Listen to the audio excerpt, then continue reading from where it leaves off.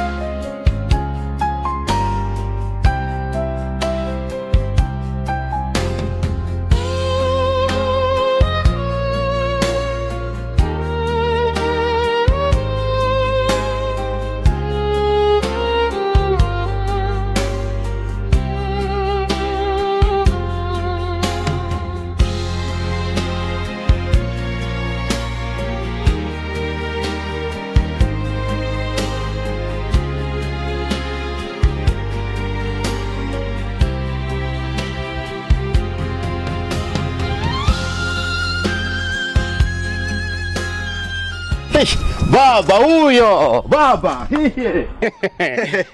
Baba. Vipi? Safi. Haya, za safari. Safi.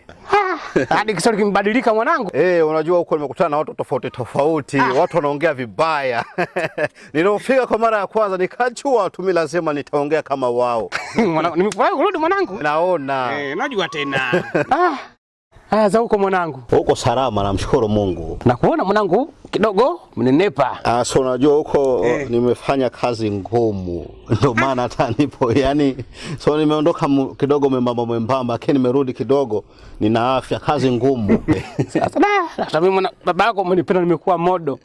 Nikikupeleka nawe kule utanenepa. Sinaweza nikafa babako. Ni kweli. Sasa mimi sijaiona furaha yangu. Yuko wapi? Kwa sababu gani mwanangu unaona furaha yako nini? Mariamu. Mkeo? Mkeo bwana mwanangu.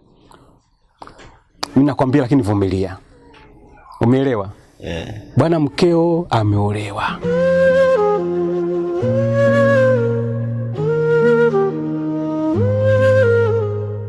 Ukuli kukwambia mwanangu, sisi kukuficha wewe mwanangu, nimekuza mwenyewe na kujua. Wewe umekaa kwa miaka 3. Yote ya nini? Afa iko hapa. Nikaona nikamwambia mwanangu olewa, mimi nimekuruhusu. Yule mwanangu kaja mimi nitamwambia. Ndio hilo mwanangu. Ukae ukijua mkeo yule kaolewa. Sasa baba, wajua kuna vitu vingine naona tu unaongea tu. Yaani wewe unaona tu kawaida tu, mke wa mtu aolewe tu kawaida. Kabisa unaongea tu kwamba nimekaa siku nyingi. Sawa kweli nimekaa siku nyingi, lakini haraka kweli aolewe. Wewe unaona kabisa ni sahihi hivi. Sasa nikaja mwenyewe kaniomba.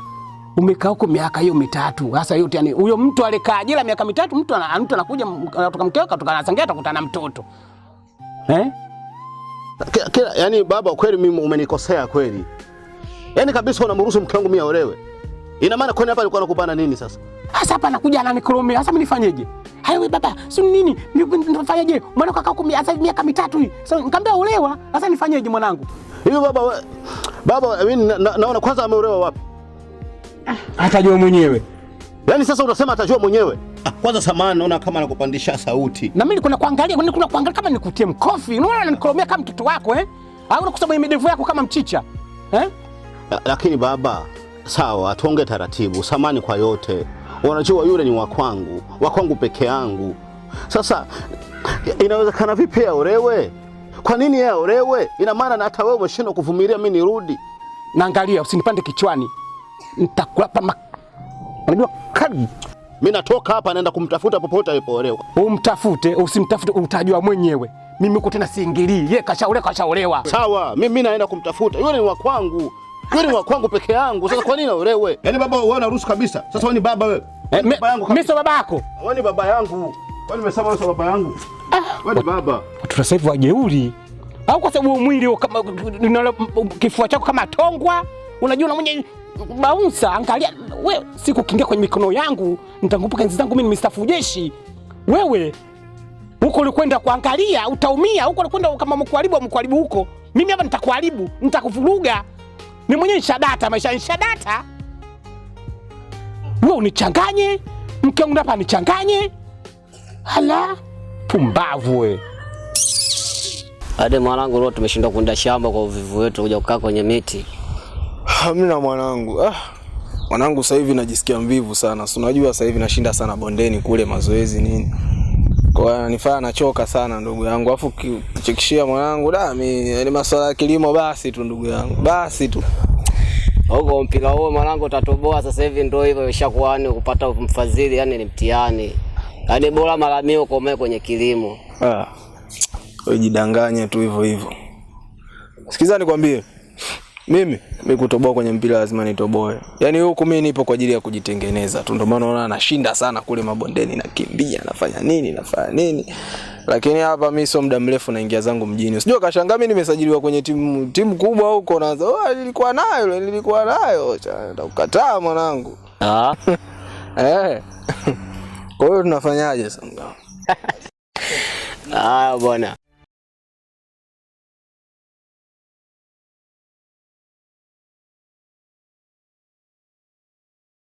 Poa. Wewe manza nageuka.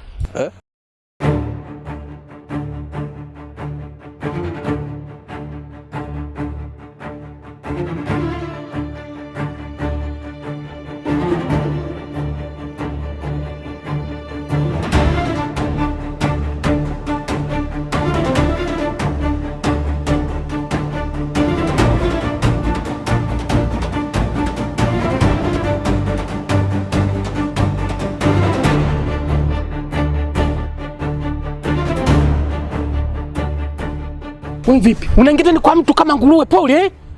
Kwako humu. Hapa sikufahamu, unakuja tu kama kwako. Ndamtaka huyo binti aloingia ndani. Binti huyu? Huyu mimi mke wangu, sio binti huyo mke wangu. Wa ndoa kabisa nimemuoa eh? Sasa mimi sitaki kujua ni mke wako au ni kinyago chako, mimi namdai. Wewe angalia kauli yako, sio kinyago huyu. Angalia kauli yako, nitakuharibu. Wewe angalia hapa kwangu kwenye maa yangu. Sasa unataka kutia wewe, angalia wewe, utakupisha hizi zangu nikojishinda kutiamba kati sasa hivi. Yaani mzee, mimi ukinipiga mimi wala sijali, lakini ujue ataumia huyo. Ataumia kama ndo michezo ambayo unamtuma ifanye, kwamba nyewe mna njaa sana, unamwambia akakope, ili mradi nyewe mnajifaidisha, mnakula, mnashiba kwa vitu vya watu. Sasa sikia. Dawa yake inachemka. Angalia kijana, utaumia hapa kwenye maa yangu. Sawa. Upo kwenye maa yangu kwangu. Sawa. Kitakachomtokea huyo sijui ni kama mwanamke kako wako, afu mzee unawaje mtoto mdogo kama yule mzee wangu? Inaniruhusu hela ninayo. Inakuruhusu hela gani unashindwa kumhudumia? Wewe paka wako. Naondoka, kwani mimi kwangu hapa. Unampaka na sahau njia nilokuja nayo. Mzee mchawi sana. Mteke mchawi, mimi mchawi. Binti mdogo mkubwa huyu. Mwange pensi kaja go mchanga. Wewe angalia wewe. Kulaleka wewe. Leo umenikuta mashetani yangu hajapanda akizamu ningekuumiza. Pumbavu we. Hala? Unakuja kwenye manga una koloma?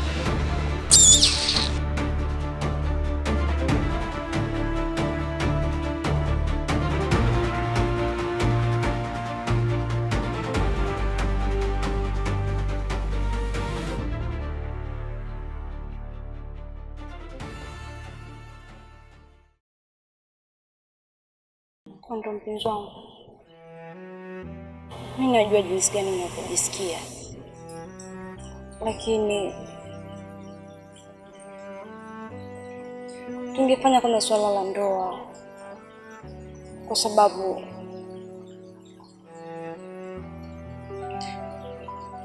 mimi nataka nilinde heshima yangu kwangu binafsi na hata kwa familia yangu pia. Na pia tukifanya hivyo kabla ya ndoa, huwezi kujua nini kitatokea mpenzi wangu. Au nataka tuzae nje ya ndoa? Kondo, nielewe basi. Mimi sikwambii hivyo kwa nia mbaya.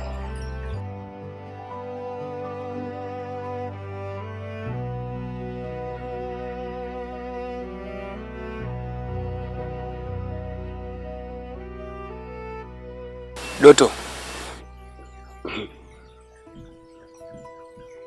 ninachojua la mapenzi kuzingatiana. Sasa mimi ninapokuwa na kuzingatia vitu vidogo vidogo Doto, alafu wewe unashindwa kunizingatia, mimi najisikiaje?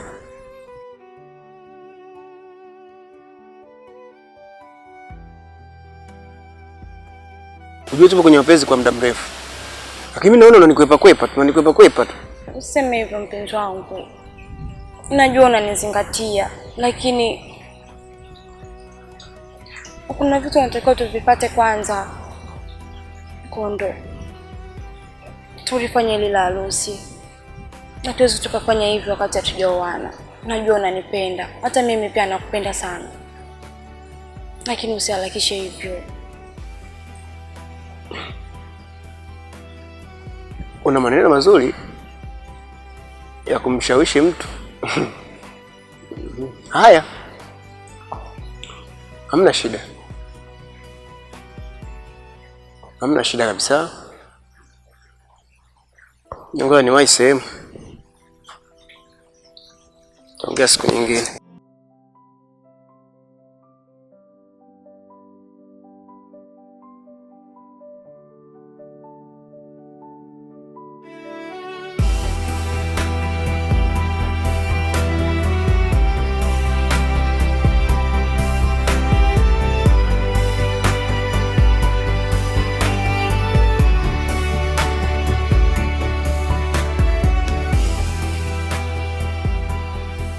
Choma. Naam. Vipi ndugu yangu? Safi. Mbona unajibu kama huko sawa vile? Alafu umebadilika mpaka rafuzi rafiki yangu. Kwani umekaa muda mrefu bwana. Vipi na vipi? Oya, acha tu rafiki yangu. Mimi najua wewe ni rafiki yangu Kondo. Unajua nimefika hapa. Kuna kitu ambacho mimi sijakielewa. Lakini sina jinsi, wacha nikielewe tu, ingawa sitaki kukielewa. Hivi ni kweli Mariamu ameolewa?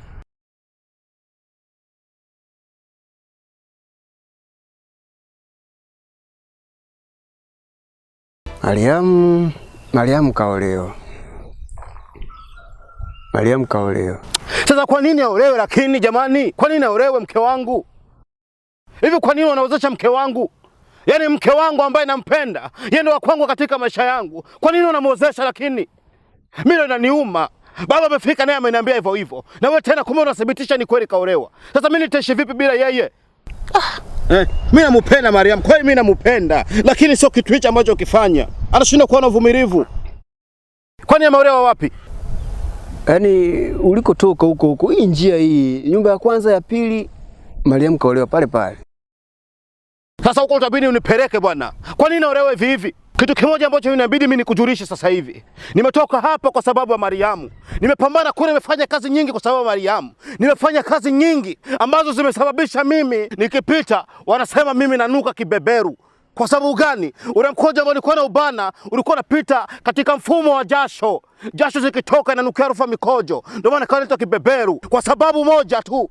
Nilikuwa nahifadhi mikojo inaponibana katika hiyo kazi. Niliona nikienda kukojoa tu itakuwa ni matatizo, nichachelewa. Alafu Mariamu anasema ameolewa. Inabidi unipeleke bwana. Lakini utakuwa uwe mpole ujue. Hish. Unasema niwe mpole? Niwe mpole kwa mke wangu? Unaongea vitu gani na wewe? Unakuwa kama baba sasa na wewe. Eti niwe mpole? Niwe mpole kwa mke wangu? Unaongea vitu gani wewe? Yaani nimemuoa mwenyewe afu niseme niwe mpole. Hivyo una akili timamu kweli wewe? Mbona kichwa chake kule? Mimi nimekupa tahadhari kwa sababu yule mume wake ana sifa za ugomvi. Tunaweza kwenda pale tukapigwa pale. Sasa ugomvi sasa kafanya kwa mama yake jamani. Ugomvi akafanya kwa mama yake, sio kwa mke wangu wala sio kwangu. Lazima ugomvi akafanya kwa mama yake bwana. Mnakuwa mnagopa watu kiboya hivyo. Hivyo vipi? Cheki kichwa lake kwanza. Usimwogope mtu katika hii dunia. Pambania cha kwako mpaka ukipate. Mariamu ni wa kwangu katika maisha yangu. Siwezi kumwacha maana yuko hapa. Siwezi. Twende unipeleke. Twende mbwa wewe. Hivi nijue una akili kumbe huna akili. Muone. Bwana. Sasa wewe bwana nini wewe? Twende basi. Twende mimi nakupeleka. Nipeleke.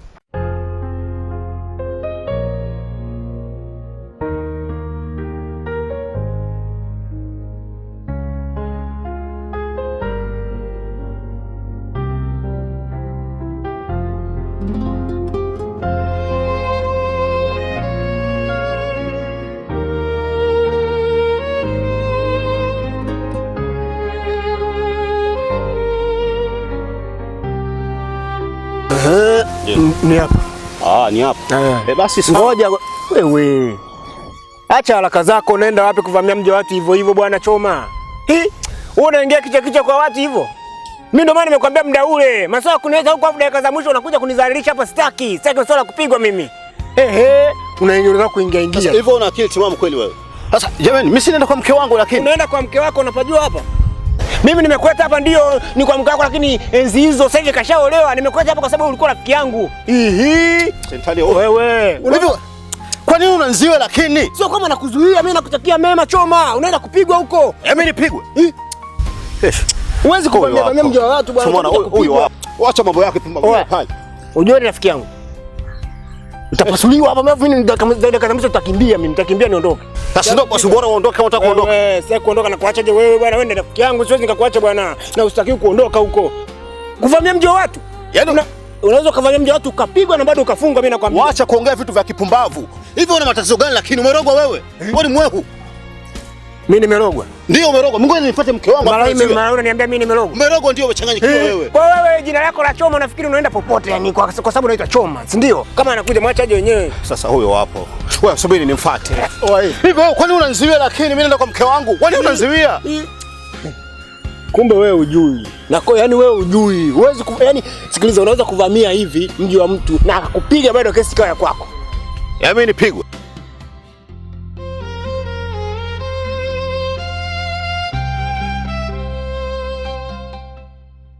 habari yako. Umefuata nini? Nimekufuata wewe mke wangu. Hivi unajielewa wewe Choma? Ish. Na wewe ndio umemleta eh? Mimi kaniambia bwana, naomba nipeleke alikooleka Mariam, nikampeleka. Ila mimi sina shida. Shida yangu iko wapi? Mimi nimefanya kumleta tu. Kunileta wewe sio sababu. Ndio. Mariam, nimekuja hapa kukufuata wewe kwa sababu ndio mke wangu ambaye nakupenda kutoka ndani ya moyo wangu. Huyu jamaa ananiziwia hata nisingie uani. Kwa nini wakati mimi nakufuata wewe mke wangu? Ulivyoniacha miaka mitatu utegemea nini? Sawa. Kwa hiyo ina maana wewe umeshinda kunivumilia.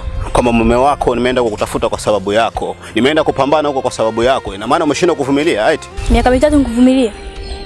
Kwa ukajisikia kuolewa tu. Ndio. Umeona ni sahihi eti? Ndio imani kaolewa.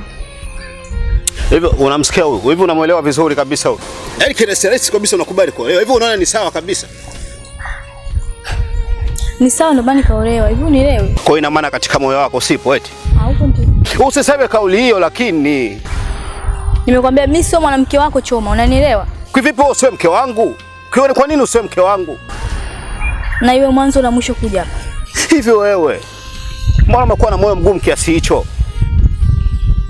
Mariamu, naomba unisikize kimakini sana. Kama umekubali kuolewa hapa, jua hata mimi nakupenda sana. Umenielewa? Kwa mimi hapa nimekuja kukufuata wewe. Na kama nimekufuata wewe lazima niondoke na wewe leo. Twende huko. Unavyosema hivyo, mimi roho yangu inauma, moyo unachoma. Kwa nini unakuwa hivyo lakini? Uvumilivu kidogo tu umeshindwa. Tumekubaliana sawa, najua mwaka mmoja tu. Na kama huo mwaka mmoja tuliokubaliana, huwezi jua kwa nimekutana na nini nikaongeza miaka 2.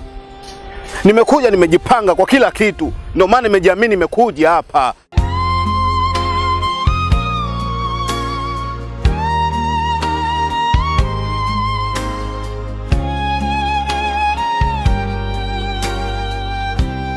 Wewe Mariamu Wewe unajua maana ya mwanzo na mwisho?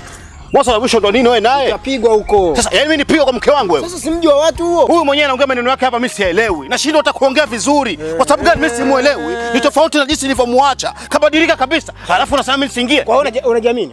Najiamini ndio. Utakwenda kupigwa huko. Nipigwa mimi hapa. Subiri kuonyesha kitu. Subiri. Ngoja kwanza. Unaenda wapi?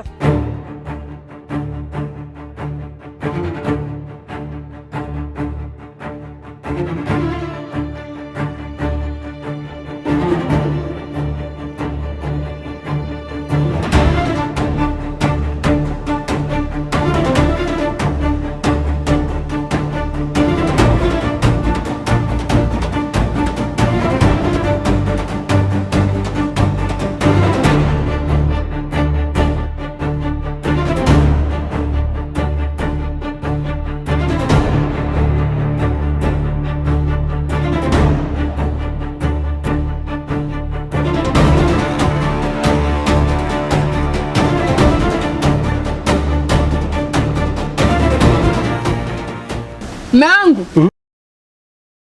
Kuna mtu ameingia ndani. Mtu? Ikoje? Sijui mnene hivi.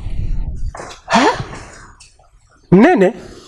Katokea wapi? Mimi hata simjui. Nimemwona tu kaingia ndani. Sasa unamwangalia tu kaingia ndani. Wewe vipi? Acha panga. Unapeleka wapi panga? Naenda kwa mke wangu. Mke wako? Mke wako nikashaolewa, Yule kashaolewa mtu mwingine, wewe miaka 3. Achana naye, yule sio mkeo tena. Hakuna kitu kama hicho. Mimi siwezi kukubali kwa sababu gani? Yule ni mke wangu, napenda kutoka moyoni. Yule ndo wa kwangu katika maisha yangu. Unasema vipi sio wa kwangu lakini? Kwa nini hivi? Sasa kuna bishana. Mimi ndio baba yako nakwambia yule sio mkeo. Yule mke mtu mwingine. Achana naye. Rudi ndani huko. Sababu yule. Rudi ndani baba bani, rudi ndani huko. Rudi ndani. Pumbavu, rudi ndani. Rudi ndani huko. Sawa baba, lakini yule pale mimi nampenda jamani. Hivi mbona mnanifanyia hivi? Mtafuta mtu mwingine yule, achana naye, kashamuoa mwenzio. Wewe miaka 3. Achana naye, sio mkeo tena yule. Mbona kuleta balaa hapa kijijini mwanangu?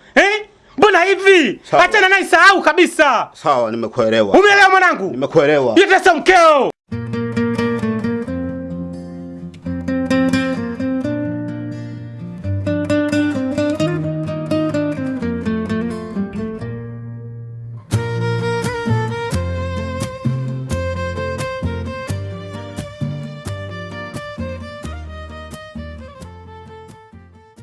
Mama. Ninatoka sasa. Sawa, lakini udeni chai. Chai sinakunywa siku zote. Ndakuletea kazini chai. Nitakula vimandazi pale. Haina shida. Lakini hata sijapenda. Ni kila siku nakupikia chai lakini basi hata ungebeba kuondoka nayo. Sijali mamangu. Lakini kuna jambo nataka nikwambie. Ndio.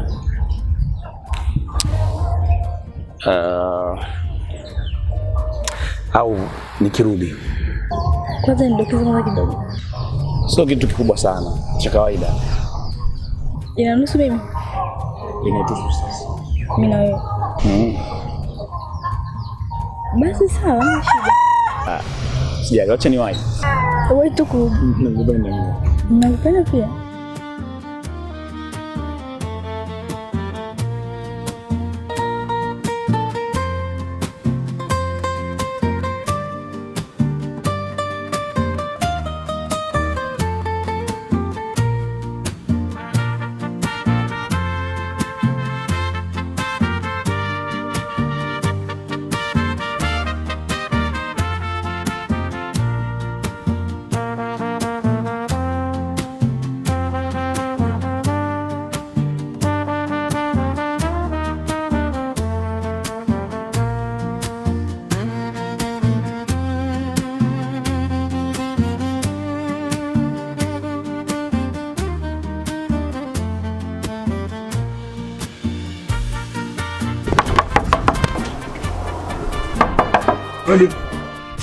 Karibu. Asante. Sasa hizo. Salama, karibu. Asante. Kwema bwana, namuulizia Choma. Choma? Choma ametoka kidogo. Yupo baba yake, kuitia baba yeye. Nipo ndani? Basi naomba nisaidie kumuita. Mume wangu. Na mke wangu. Kuna mgeni. Nakuja.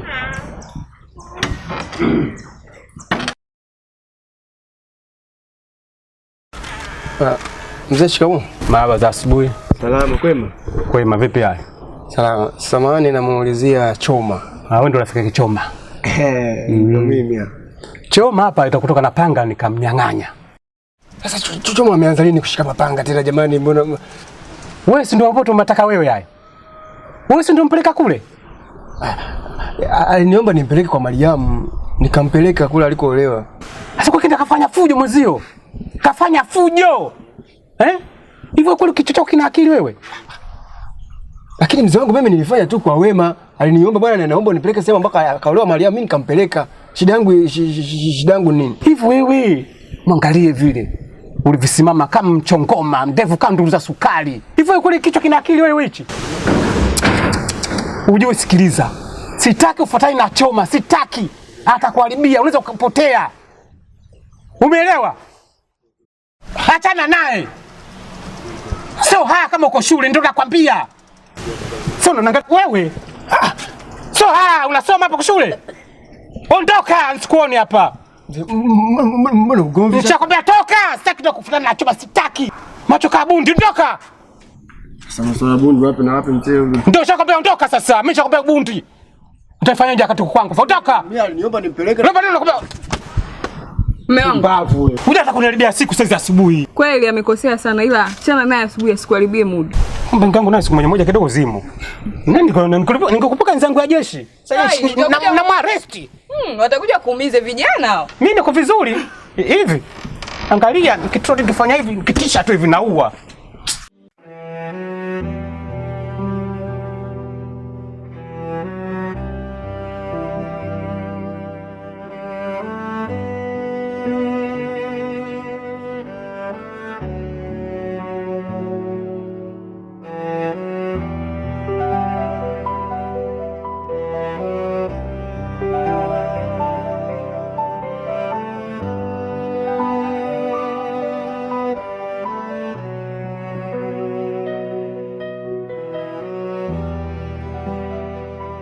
Mambo poa.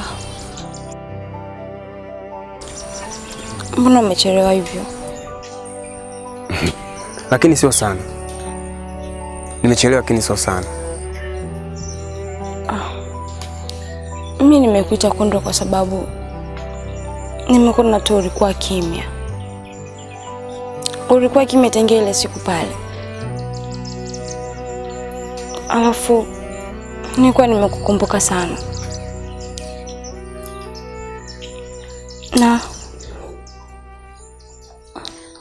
Kondo, usinajua kama mimi nakupenda. Doto, neno nakupenda lipo na mtu yote anaweza kuambia nakupenda, lakini unavyoniambia unanipenda afu mimi sioni vitendo, ina maana gani? Maana ya upendo vitendo. Nianza kukata tamaa. Kondo mpenzi wangu,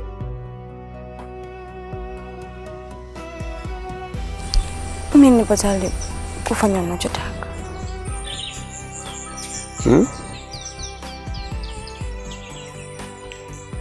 Nipo tayari kufanya unachotaka.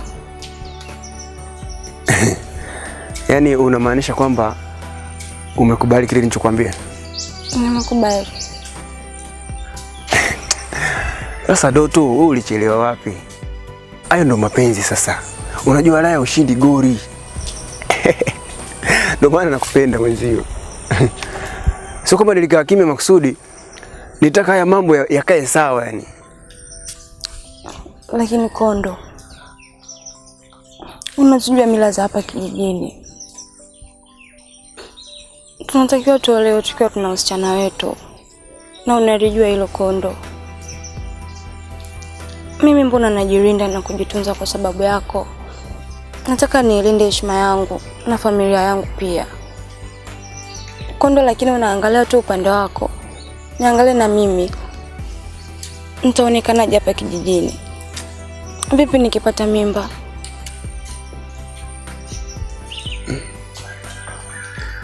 Lakini nitakuwa makini. Ili mradi usipate mimba. Lakini Kondo, unaweka baada ya hapo utanioa? Mimi lazima nikuoe. Kwa sababu hata hivyo mtu anavyoonja mchuzi sio kwamba hatokula. Unaonja mchuzi alafu baadaye unakula. Kwa mimi kufanya hicho kitu sio kwamba sitokuoa. Kuoa lazima kwa sababu nakupenda. Sawa? Kondo, lakini kama unanipenda kwa dhati, kwa nini usinioe kwanza? Asa mimi nakuwa sikuelewi. Mara umekubali, mara maswali. Sasa mimi naelewa nini? Kondo, usiangalie tu upande wako. Doto basi.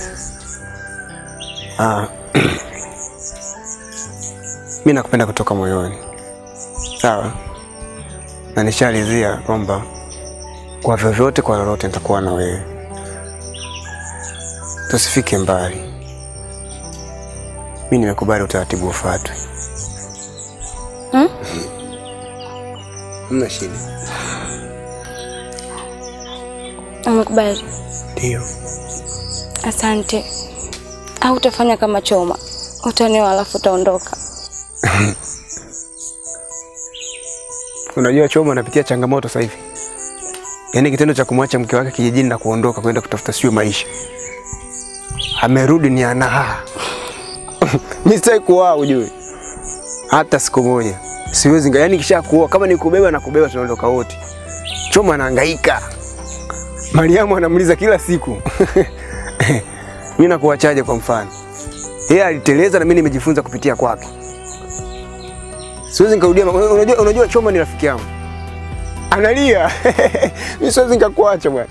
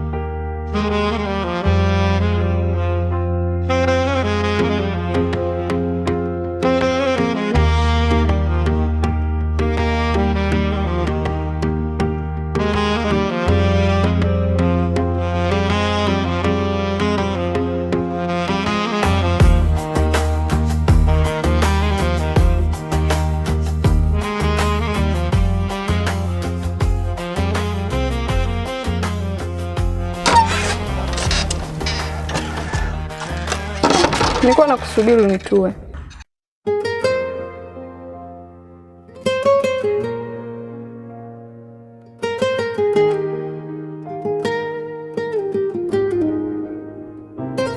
Nitue basi na wewe.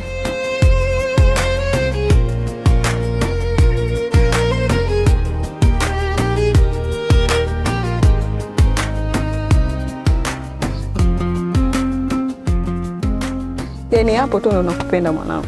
Una miguvu. Yaani nauishi ningeolewa na wewe, sio babako. Nashangaa unakaa unalialia Mariam kitu gani? Mariam kitu gani wakati mtu nipo hapa? Eti mwanangu. Nilo.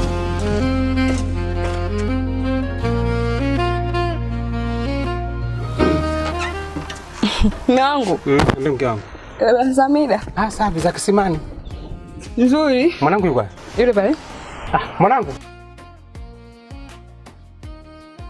Mimi niko ndani. Haya mama tu. Na nenepa mke wangu sasa hivi. Naona sasa safi. Shwari kabisa mwanangu. Shwari kabisa. Sio unatoka na panga inakuwa ipendezi. Sio tabia mzuri hiyo. Umeelewa mwanangu? Sawa, nimekuelewa. Umenielewa kabisa Sio unatoka na panga. Nini? Haipendezi kama tuko vitani bwana.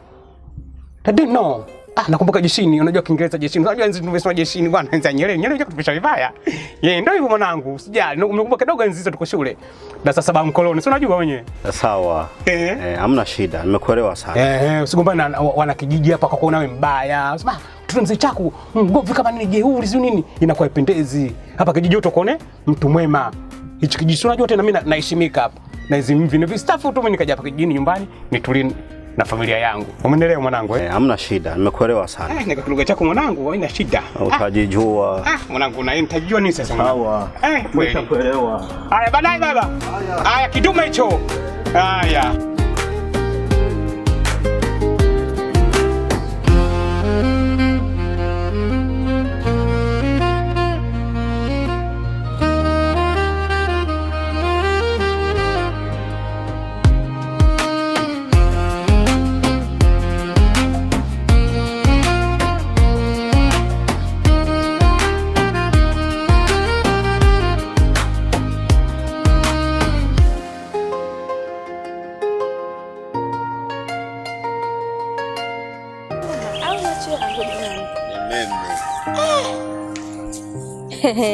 Siamini kukuona. Umerudi? Amini bwana, macho yako. Poa lakini kabisa. Namshukuru Mungu. Mwanangu toka uondoke, umerudi na sauti mbaya hata ieleweki. Wewe naye bwana, wajua unapotembea kutafuta maisha unakutana na watu tofauti. Kidogo lazima ubadilike. Kwa sababu pale mtoto anapoongea Kiswahili sio kwa sababu kazaliwa na Mswahili. Hapana, anaongea Kiswahili kwa sababu analelewa na Waswahili. Ndio maana anaongea Kiswahili. Lakini kama angezaliwa na Mswahili afu akaenda kulelewa na kabila zingine huko, asingeongea Kiswahili. Ni kweli unachokiongea hapo sahihi. Kwa binadamu anabadilika kutokana na mazingira yenyewe. Bwana. Mbona mnatembea wenyewe sasa hivi? Vipi Doto? Yuko wapi? Yupo nyumbani, tumemwacha. Maana sijazoea kabisa kuona mnatembea wenyewe. Nishazoea wewe unakaa katikati, Doto pembeni, Kurwa pembeni. Vipi Chao, yupo nyumbani? Umemwacha? Chao ndo nani? Si yule mtu anaishi naye babako. Yule? Yupo, nimemwacha. Baadaye basi nitakuja. Sawa, karibu. Sasa Choma. Siku watu kukimbie. Sawa. Bwana. Sawa. Sawa.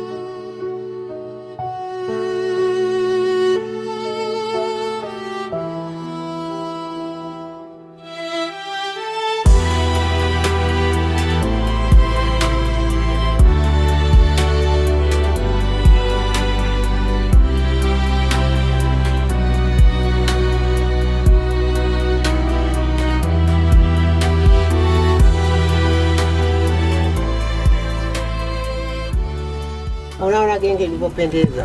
Hata haijapendeza mama, unamsifia tu mwanao. Namsifia gani? Anafanya kazi vizuri. Na wewe una shukrani. Bora mmefika bwana hapa, niwekee tu nyanya ndogo ndogo hapa. Mkafosi mchicha kule. Mama unamsikia mkweo lakini. Kwanza dagaa za jana zipo. Lete. Uliziki wewe tena. Mkweo ananifilizi mimi. Chika. Tutafika tu lakini. Na vipi? Ngoja niletea chai na tumekubaliana tunaletea chai. Lakini mimi wangu sema nakunywa huko. Natoka pale tumekubaliana. Bwana nitakuletea hata kama utaki. Nitakuletea. Shashinda njaa. Mama mkweo ataniua. Ndio maana unakonda. Kila siku anywi chai asubuhi nyumbani nakuja kunywa huko. Sasa mimi ningefanyaje? Na kati mwenyewe kakataa. Mama bwana muwahi sasa nyumbani mkapike. Maana mimi nina njaa. Yaani hapa nyewe kwa jinsi nilipo asubuhi sijanywa chai. Yaani huko katoke kitu huko ngamia aluki. Yaani ugali ule mlima. Haya basi tuwahi sasa. Ndio narudi saa ngapi? Nakuja siku zote sinakujaga mamangu. Lakini ndo wahi. Sawa. Ngai.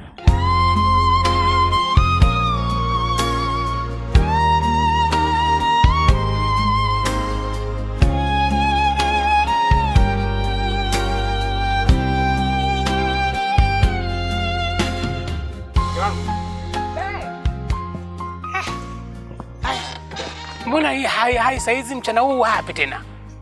Naenda shambani kuchukua kisamvu. Basi usichelewe mke wangu huko. Sitochelewa ni kweli. Si unajua hapa mtoto yupo sasa hivi. Si unajua mambo yenyewe sasa jamani. Yule mkubwa sasa hivi. Na wengine na sawa, si unajua tupo wawili. Tuko wawili, tuko watatu sasa hivi. Basi sitochelewa. Sasa siwezi nikwambia kitu. Sasa hicho kisamvu kija uweke iliki na kitunguu saumu, tonge moja kinakuwa kitamu. Hadi iliki? Kina nini kinukie jamani. Wewe naye kama hujui. Iliki mimi sijai kuona. Iliki tangu lini iliki katiwa kwa kisamvu? Kitunguu saumu tonge pamoja. Unajua na mimi najizima data. Niko hata sielewi. Kitunguu saumu hii kwangu da. Huyu nani mkumbushe? Mimi kitunguu ndo nani kitunguu saumu? Soko salako. Basi mwanzo nikwambie kitu. Mwanzo mchasi nao tanaweseka. Kiwangu, pangeni kwa peke yangu. Unajua mningaloni. Wacha wewe. Unanipenda? Nakupenda mpaka naumwa. Unyaje kuumwa? Naumwa. Hata nikuchekesha hiyo wengine sasa. Hebu leta kwanza hiyo. Wewe. Mwanzo sema nimeota. Na utaenda kuzikwa la kumbe ndoto za kawaida. Wewe na hizi mbaya, hizi ndoto za kuota kufa. Hapo umezidisha. Hapo nimezidisha Hapo umezidisha chumvi. Sio malimao. Hapo umezidisha. Unataka tu nicheleweshe. Basi ndio ngusilia mimi sikucheleweshe, basi ndio hivyo. Baadaye. Wacha we. Bye. Hilo dela kiangu kama sio la kwako. Limi kuvaa. Kangu naye mnene, jamani mtoto. Hata niua mwaka huu mie. Nasahau mpaka familia.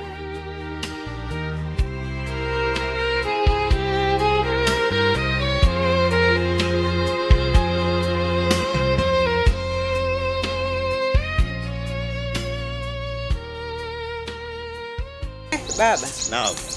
Pole sana. Asante. Za saizi. Nzuri, shikamo. Marahaba. Za huko ulikokuwa? Namshukuru Mungu. Umeingia lini katika kijiji chetu? Nimerudi jana.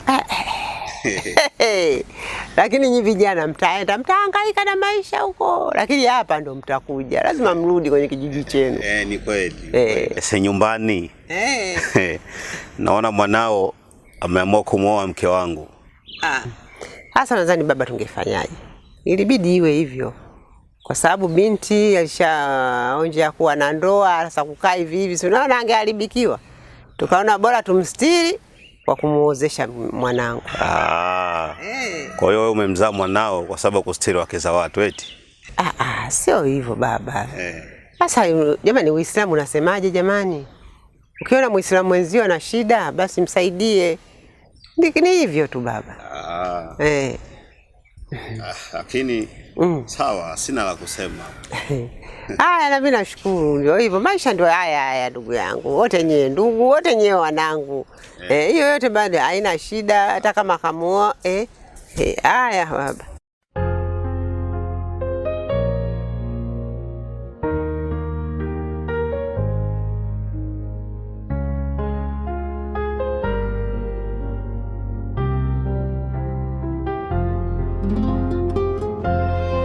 Unajua ni Mariam, kuna kitu ambacho nimekifikiria kinaweza kikatusaidia mimi na wewe. Kitu gani? Swali lako zuri. Unajua wakati mwingine mtu hutaki kutumia nguvu, inatakiwa kutumia akili. Akili ndio msingi wa maisha. Inapohitajika sehemu kutumia nguvu, utatumia nguvu, lakini kwa jambo hili hutaki kutumia nguvu kabisa. Unaweza ukafanya kitu kwamba usababishe matatizo hapa, ugombane na mume wako kwa makusudi, basi akishakupa talaka tunarudiana eti.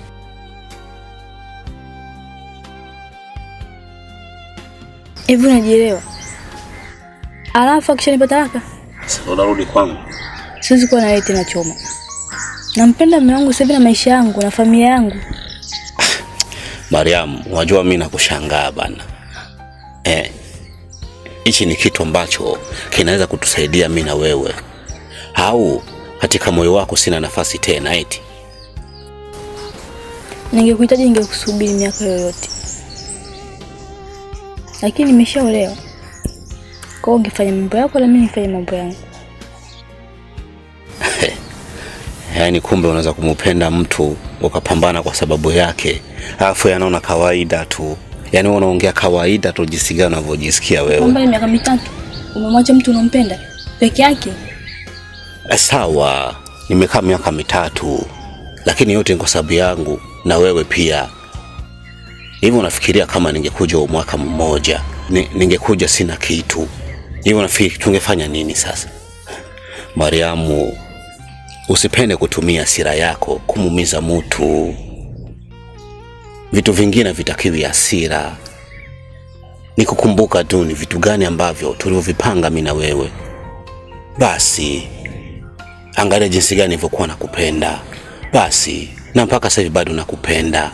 Ndio maana nimefanya vitu vingi sana kwa sababu yako. Huko sikujaribu hata siku moja kuwa na mwanamke.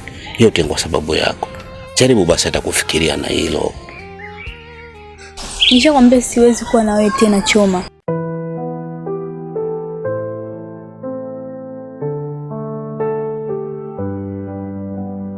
Mariamu, sawa, hakuna shida kwa kuwa ushaamua hivyo. Basi sina jinsi, ila siwezi kuishia hapa kwa sababu nakupenda kutoka moyoni. Wewe ni wangu katika maisha yangu. Bila ya wewe sijui hata nitaishi vipi.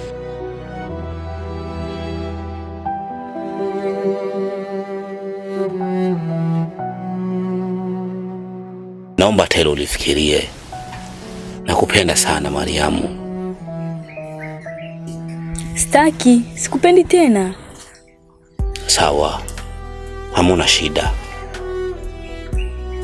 Nimekuelewa.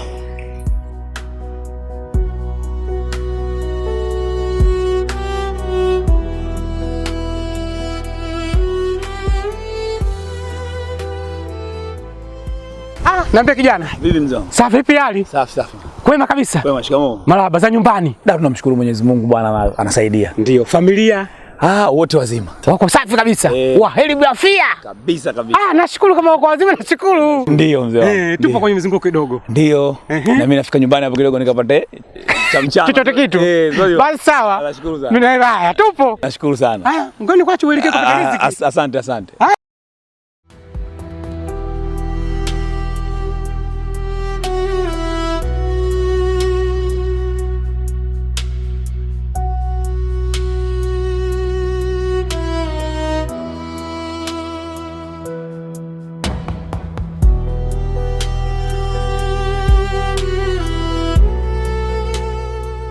Amefuata nini tena wewe? Kaja kusalimia. Yaani katoka kule mpaka hapa kisa kuja kukusalimia. Ndio, sisi tulivyotoka kule kuchukua mboga tumemkuta hapo. Kwa hiyo na mimi nilipoongea naye kaniambia kaja kusalimia. Sasa sijui. Mwisho wa siku hivyo kuja kusalimia, mwisho wa siku mtarudiana. Asa natoka hapa. Sinaongea kitu cha ukweli. Hasa mtu kaacha nyumba zote mpaka kaja hapa eti kuja tu kusalimia. Siwezi kurudiana naye. Haya, mimi yangu macho tu.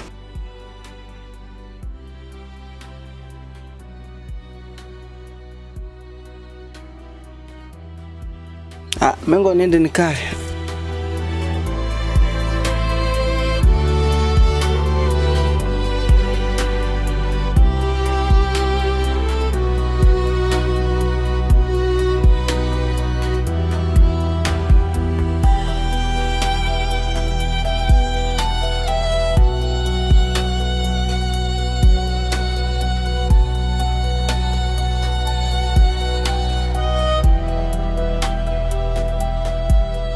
Hivi kaka, ni sawa mtu kula chakula cha mtu kweli? Hapana, kwani umemaanisha nini? Unajua nini? Sio vizuri kula chakula cha mtu, hata kama mtu ameondoka amekiacha. Unajua wakati mwingine lazima mtu itumike busara. Unajua unapotumia busara utapendwa na kila mtu. Ni kweli unachokiongea. Unajua kuna watu katika hii dunia wameumbwa tu kuwapa maumivu wenzao. Kweli kabisa. Unakulaje chakula cha mtu? Sasa utafanyaje sasa, mnaingia tayari imeshatokea.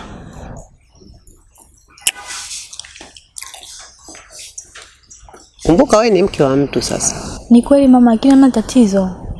Kwa sababu kaja tu kusalimia. Na mama kibao chochote kilichotokea. Sawa. Mboga imetuishia. Mboga kama nikafuata. Acha tu wewe, acha. Nenda mimi. Dunia ina siri. Mimi nitanyamaza watu kwani hawamuoni kwamba kaja hapa. Ndio kae unajiandaa kujibu. Jamani. Hivi mboga zipo? Mboga imeisha. Imeisha baba. Zimeisha Haya sawa. Haya sawa. Sikasikia. Hata kama akisikia, kwani uongo tunausema? Sasa kutelekeza kwa hivi kwa mitatu.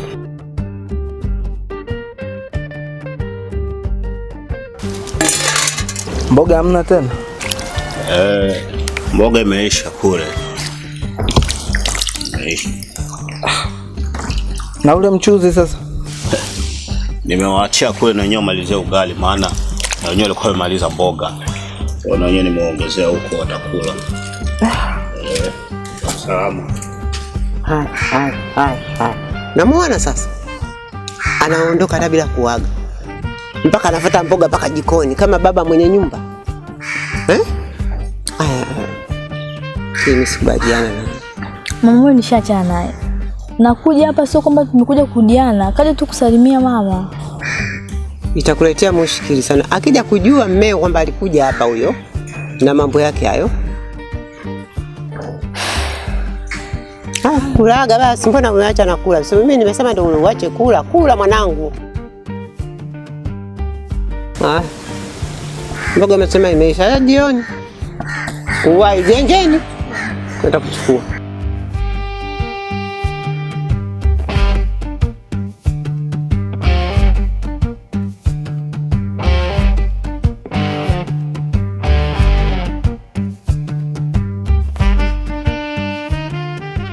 Odi. Asante. Karibu mama. Asante, shikamoo. Marhaba, vipi hali? Salama. Niambie mama. Nilikuwa namuulizia Chau, nimemkuta? Ametoka kidogo. Muda si mrefu ameondoka. Lakini baba, nilikuwa namuulizia Choma. Choma? Choma amerudi. Nimemuona amerudi. Vipi kuhusu mkewe, na ameshaolewa? Sasa kuhusu mkeo si mkeo. Wewe inakusaidia nini? Baki mama, sikuelewi. Au umetumwa? Au una kazi ya kufanya mama? Kama una kazi ya kufanya sema nikupe shamba ulime hapa nyumbani. Baba basi naenda. Nenda, kani nimekuita hapa, kwenda. Nyinyi ndio ambea nyinyi kijijini hapa, mwangalie kiuno kaa nge. Chevu. Mwangalia akili yake. Kaa umetumwa. Tumama hapa kama karudi. Eti mkee naye kaolewa, inekuaje? Nikuaje wewe nani? Mjumbe? Ovyo. Watu kama ndo wanatumwaga hao. Miziwa kaa kengela.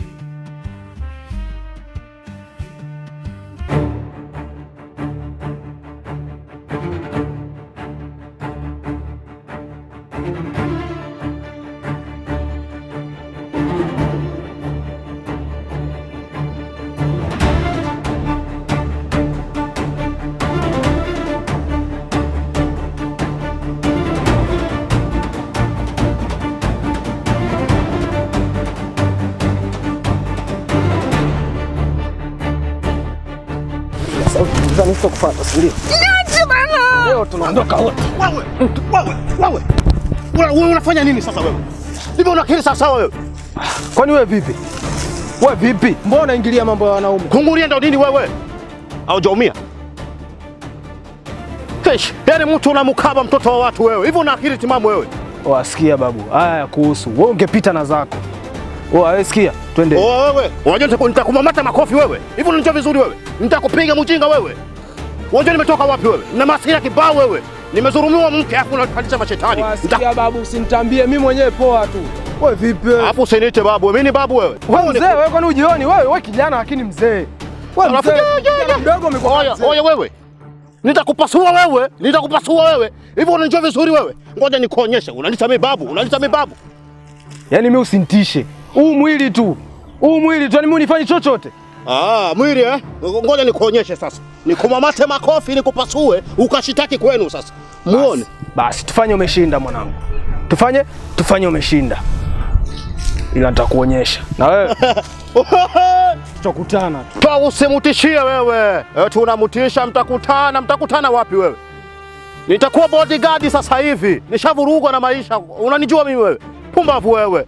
Uso kando. Ish. Kumbe mwanangu ni kidume hivyo.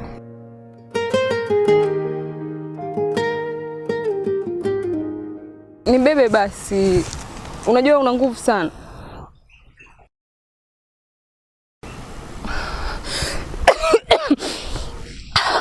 Yule jamaa amenikaba sana. Sina nguvu hata za kutembea. Nibebe.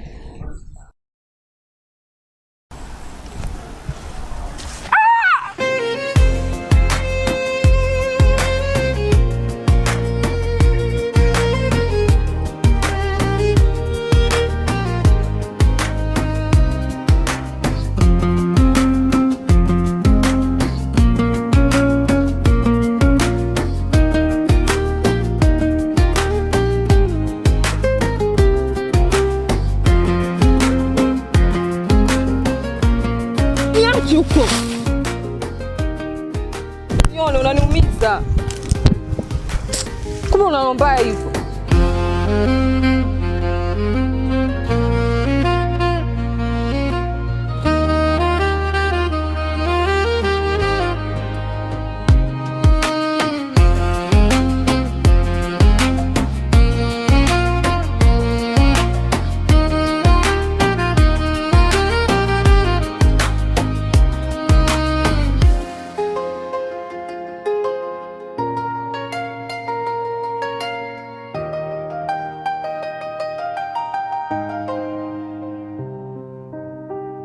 Vipi sasa?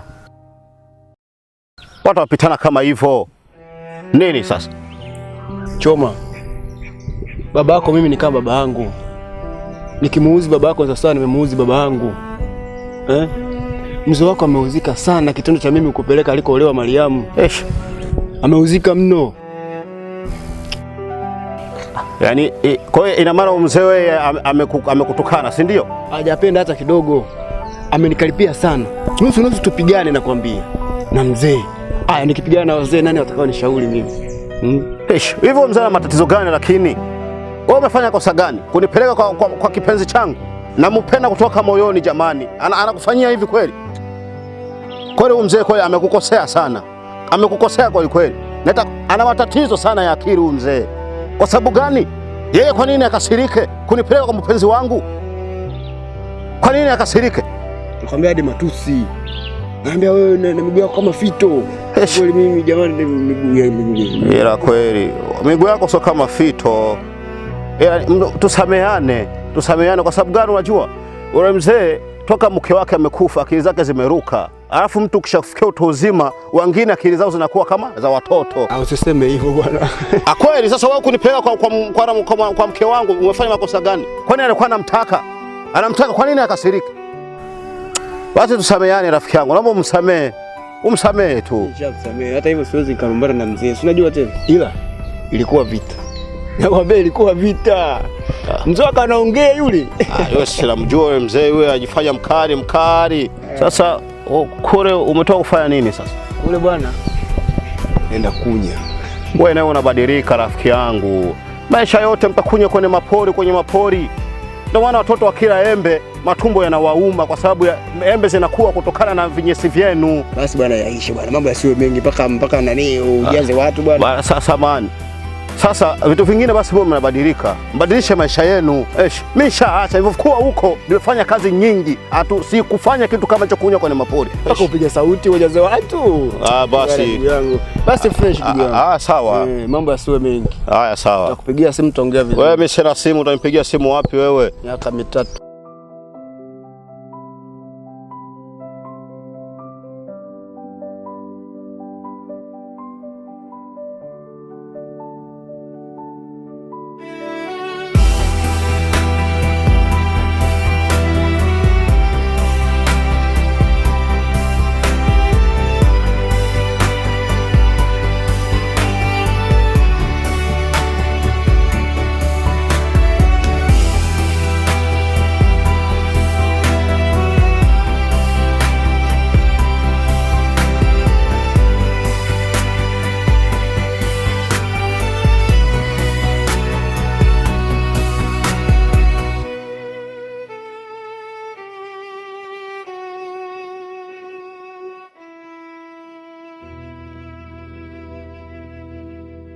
Niambie mwanangu. Safi. Sasa samani kidogo kwa usumbufu. Bila samani mwanangu, ngoja kukusikiliza mwanangu. Maana kuna kitu kidogo nataka nikuulize. Niulize mwanangu. Sasa hivi aka katoto umekatoa wapi? Katoto? Katoto gani? Si aka katoto hapo nimekutana nako. Huyu mama yako huyu. Wewe vipi mwanangu? Sio katoto, huyu mama yako. Yaani wewe baba bwana. Sasa aka unasema ni kama makangu. Akili zimekakaa juu utasema yale zile ngoma ambazo zipo katika munara. Mafundo wamezianika pale mpaka zingine zimepasuka. Nitakuwa zenyewe siku ya mvua zinapiga kelele buu watoto wanakimbia ndani. Kweli baba, yani nisikufiche. Akili zimekakaa juu. Mwanangu sikiliza. Huyu mama yako sitaki umfanyie jeuri. Angao mdogo lakini mama yako. Mimi ndio nimempenda baba yako. Ndio naishi naye hapa. Tangu alivyoondoka mimi ndio naishi naye. Huyu ndio mama yako. Sipendi dharau mwanangu. Sawa. Sitaki umdharau. Unapaswa kutazama mama yako akiwa mlevi yule mama yako. Mbona kupanda kichwani Sawa, samani. Kuwa na akili. Umesikia mwanangu? Kuwa na heshima. Sawa. Kuwa na heshima. Unapaswa kuzote mama yako akiwa mlevi, akiwa mandazimu yule mama yako. Sawa. Umeelewa? Sawa. Sio kwa sababu midevu yako umeota unataka unipanda hadi kichwani. Kuwa makini. Sawa. Shut up. Sawa, nimekuelewa. Kula leki. Kumbe ndio ulisababisha figizo za kumfukuza mke wangu ili wewe ulete mwanamke. Sawa? Mimi sijafanya hivyo. Sawa. Nimeshajua. Na sasa unataka unipande kichwani. Yaani mimi naongea tu. Ukikasirika utanisamehe tu bure. Mimi ndo nimempenda, mimi ndo baba yako ndo nimempenda. Sitaki nisikie tena haya maswali. Sawa. Kwa sababu umekuwa. Hamuna. Sawa basi. Sawa, lakini ukiangalia bwana jinsi alivyo. Yaani ukisema mapepe sio mapepe, chengu sio chengu, yupo hivi tu. Hivi, umeona yupo hivi. Samani lakini wewe huyu mama yako sipendi dharau. Hata kama mdogo yule mama yako. Mimi ndo naishi naye, mimi ndo baba yako. Mimi ndo nimemchagua yule. Wewe una akili nini? Unataka unipande hadi kichwani? Pumbavu wewe. Una akili kweli wewe?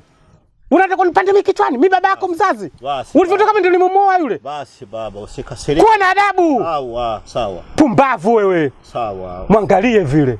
Usikasirike sasa huko. Lazima nikasirike, huwezi kumsema mke wangu. Sawa. Mbona mama yako alikuwa anakana vizuri? Basi sawa baba, tusameane lakini. Unaona ziwa kuna kule Mwanza kuna ziwa lakini alivaa shidilia. Utakuwa kama wewe. Sawa. Samani baba, samani.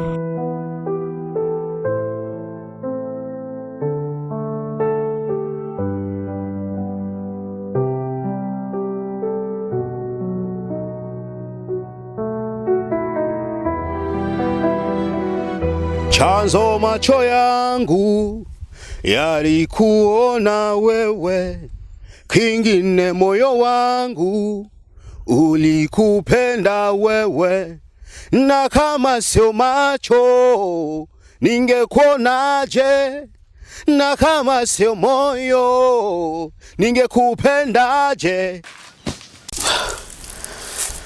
Moyo wangu unauma moyo wangu unadunda, roho yangu inauma, kiukweli naumia. Mariamu huna huruma, mimi choma wanichoma, wanichoma. Hapa unajua kuimba? Nimeupenda wimbo wako. Asante. Shikamoo. Marahaba. Na tangu jana? Mshukuru Mungu. Umetoka wapi huku? Tulikwenda mashambani, kwa sasa tunarudi nyumbani. Tuenda kuangalia, unajua tena. Sawa sawa. Haya. Asante. Mariamu, subiri kwanza basi. Mbona unakuwa na haraka kiasi hicho? Lakini ina maana kwako nishafutika kabisa eti? Mariamu, tunachelewa. Mama, naomba utuache. Tuache kabisa, yani tuache. Tuangalie kama hautuoni. Ni muda wetu sasa. Lakini mke wa mtu huyo. Mariamu, hakika mimi nakupenda kutoka moyoni. Wewe ni mwanamke ambaye siwezi kukusahau katika maisha yangu. Unajua unavyokuwa hivyo, moyo wangu unauma. Mariamu, kikweli mimi naongea kutoka moyoni kwangu. Jamani Choma, mnaongea kitu. Mama, naomba utuache. Tuache kwanza. Choma, tafadhali. Usiniingize lawamani. Huyo si mke wako tena. Mama, mimi sitaki korofi na wewe, wala sitaki ugomvi na wewe. Nipo hapa natetea haki yangu. Natetea mke wangu jamani. Namupenda sana. Mke wa tembo huyo. Sio mke wa tembo, tafadhali. Tuache. Mariamu, unajua pale moyo unapopenda huwezi kuelewa kitu chochote kabisa katika hii dunia. Na kwa jinsi ninavyokupenda wewe, hakika siwezi kukusahau wala siwezi kukuacha. Hivi unashindwa hata kufikiria, unashindwa kuwa na roho ya imani. Ahadi zote ambazo tuzipanga, mipango yote ambayo tuliotengeneza mimi na wewe, tuwe vipi, tuishi vipi, yaani leo hii unachukulia kawaida, nimefutika moyoni kwako eti. Jamani, tunachelewa Mariamu, hebu twende bana. Mama, sitaki ukorofi na wewe. Hivi kwa nini unatufuatilia lakini? Hivi ushaikupenda jinsi ulivyo hivi? Ushaikupenda? Mbona hivyo? Jamani. Mama, tuache. Nimekwambia huyo ni mke wa tembo, si mkeo tena. Wewe ushamtelekeza. Unaongea naye hapo kama. Sawa. Mama, nikishasema utuache, basi tuache. Kwa nini unatuangania? Wewe muda wako umeshapita. Wewe, yule ni mke wa mtu. Na mimi yule ni mkwe wangu. Siwezi kumwachia anaongea na wewe. Wewe ni nani kwanza? Mama, sitaki kukuvunjia heshima. Ndio maana tunakwambia kitaratibu. Tuache kabisa. Unaongea naye kama nani? Si mkeo tena. Huyu si mke wangu. Miaka 3 bado mume. Mama, sitaki unichanganye kabisa. Kama unataka nikufanye vitu vya ajabu hapa nje kukumamata makofi, nikupiga mijeki hapa, uje kunimwagia razi na razi haiwezi kushika. Nitakuvunjia. Mimi univunje makofi, lakini huyo sio mkeo. Huyo ni mke wa tembo saizi. Wewe ulishamwacha. Choma. Mariamu, kweli mimi nafanya yote kwa sababu yako. Mbona kwa una roho ya huruma? Hivi unaniacha kabisa? Unarizika kabisa hivyo? Usifanye hivi Choma. Wewe ushachoka na mambo yako. Mimi si mke wako tena Choma. Mama, mimi nampenda huyu. Mimi nampenda kwa sababu yeye ndo mke wangu. Hivi unaongea unacheza? Hii ni haki yangu. Mariamu, mbona kwa hivi lakini na wewe? Unajua nini? Yote nafanya kwa sababu yako. Kwa sababu yako. Mama, naomba tuache bana. Tuache. Kwa nini hivi lakini? Si mkeo huyo nimekwambia. Sasa kama sio mke wangu, ni mke wa nani wakati mke wangu mimi mangaika kwa sababu yake lakini? Samahani Choma, usinifanyie hivi. Wewe unataka nifanye nini? Nifanye nini? Mariam, twende. Jinsi gani ninavyokupenda. Mimi nitamwambia nini mmeo? Hebu twende huko. Moyo wangu kila siku unauma. Twende huko. Mume wako nitamwambia nini? Twende.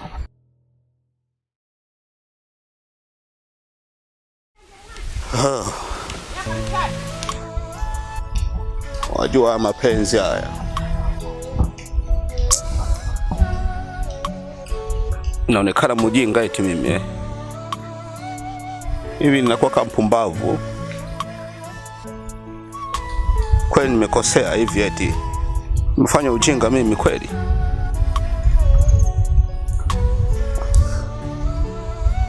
Kama mimi mshenzi eti? Naondoka.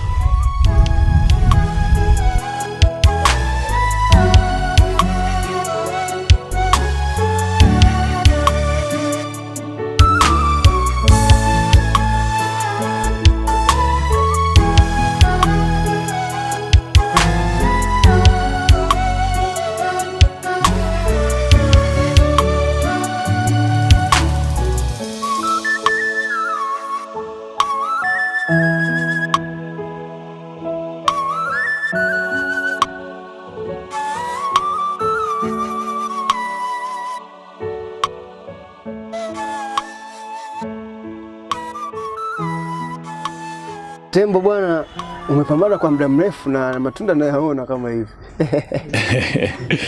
Namshukuru Mungu, si haba. Tunaunga hivyo hivyo kiugumu. Unajua hapa kijijini kwa vijana ambao ni wapambanaji na wewe unaweza kusema ni miongoni. Genge lenyewe liko wapi hapa ndugu yangu Lakini muonekano upo, mambo sio mabaya kwa kweli. Ndio. Tembo. Nikuulize swali kidogo. Hivi kweli yule mke wako unaoishi naye mnapendana kweli? Anakupenda yule? Sijajua umefikiria nini kuniuliza hili swali, lakini mimi ninaamini ananipenda. Kwa hiyo amani ipo? Amani ipo. Unajua mkiwa mnaishi sehemu, amani ndio kila kitu. Unajua amani ndio kila kitu.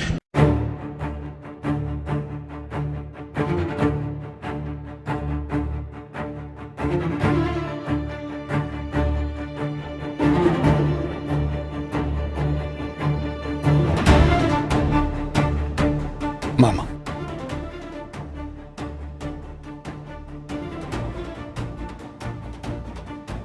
Kuna nini? Mbona mpo hivyo?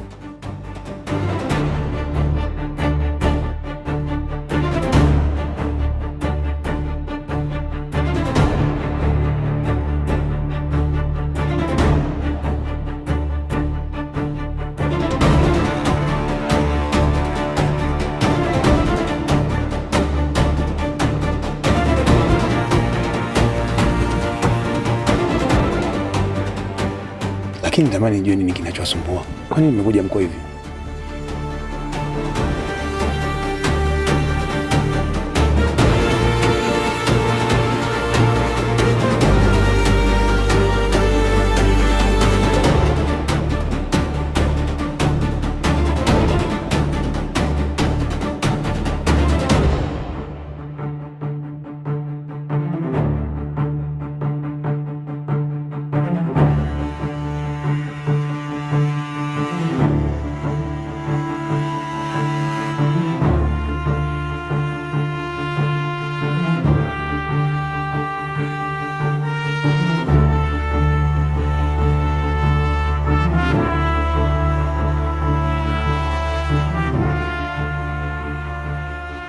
Nashindwa kuelewa.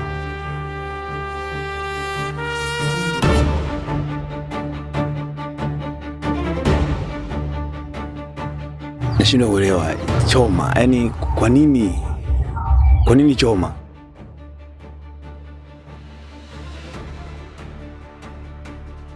Najaribu kutafuta majibu kwenye hili.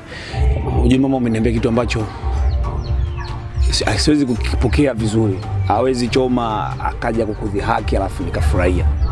Ni kitu ambacho hakiwezekani. Na so tu wewe. Vipi kuhusu Mariam, mke wangu? Na Choma ni mtu ambaye alikuwa na mahusiano naye kabla. Usikuumize kichwa mwanangu. Yale yalikuwa ya zamani, yameshapita. Sawa mama, yamepita. Lakini sidhani kama yatapita kirahisi hivyo. Na sijui Choma anafikiria nini mpaka sasa hivi. Sio kama kaweza kufanya hili jambo, maana anaweza kufanya jambo jingine lolote lile. Na kitu ambacho kinaniumiza kichwa sasa hivi. Lakini si alishamwacha. Kisheria yeye si mke wake tena. Wewe ndio mke wako. Kilichopo zingatia ndoa yako, ila uwe makini.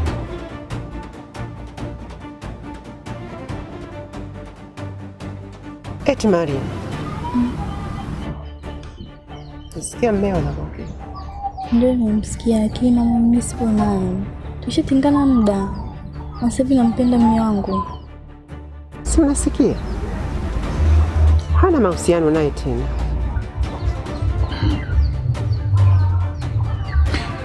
Choma alikuwa kabla ya kwangu mimi.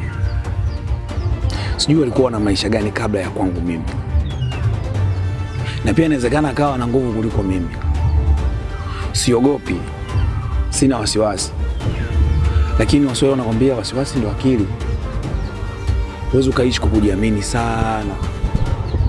Na hivyo tayari Choma kashaonyesha dalili za kuwa anahitaji mke wake arudi tena kwake. Maana hizi ni dalili tosha. Ni kweli mwanangu. Lakini mavi ya kale hayanuki. Uwe na amani. Kweli mama. Wacha tuone. Wacha tuone kitakachotokea. Lakini naamini hii ni vita na imeanza. Kwa hiyo chochote kile kinaweza kikatokea.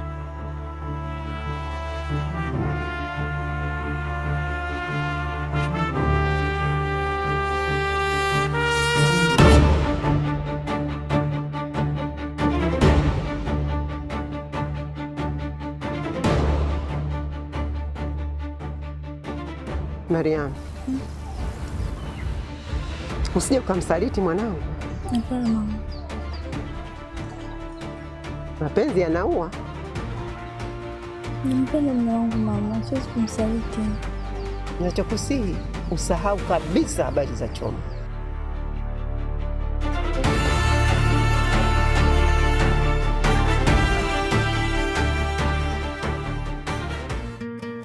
Mnakula mimi watu mtu na mwanawe.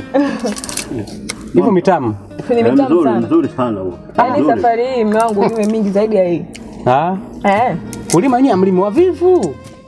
Mimi kulima nawezea wapi? Wewe mwanao huyo karudi. Ndio nimerudi baba. Wewe baba nifanye kazi, yaani tulime miwa sana ili tule sana. Sasa si ndio hivyo? Usiongee na mimi wewe mshamba.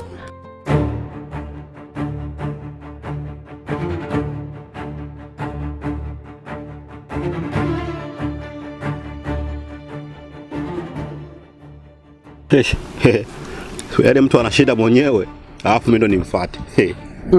Mwanzo kwa kufuata sangia ana maongezi na wewe si asili, aje kuongea hapa. Tumbo mwanangu unakuwa jeuri kweli wewe.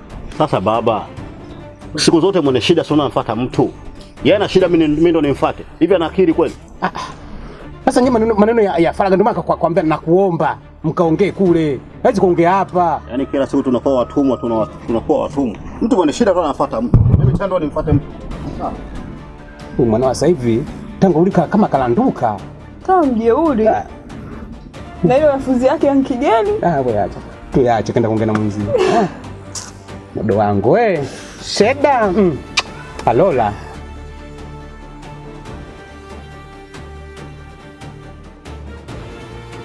Habari yako Choma? Salama. Mimi sikuja hapa kwa shari. Nimekuja kwa heri kabisa. Sijui huko ulikokuwa umekutana na changamoto gani, umekutana na shida gani, ulikuwa unafanya nini? Sijui. Na pia sitaki kujua kwa sababu hainihusu.